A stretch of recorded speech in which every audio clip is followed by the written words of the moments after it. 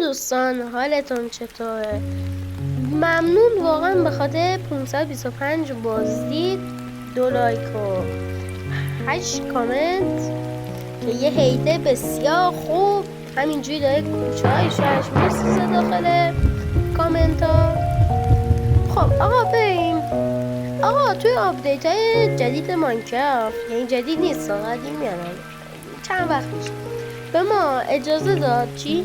که این لایه های خودمون عوض کنیم. تا الان شده که مثلا زمین صاف برداریم و می‌خواستیم خونه زیر زمینی بسازیم، اینا لایه هاش خیلی کمن.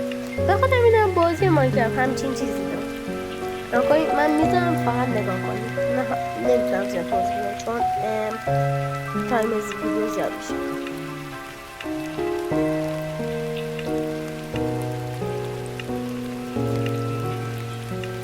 کلا میخوام بگم همینجوری به این پایین همینجوری بهتون چیزای جدید میده.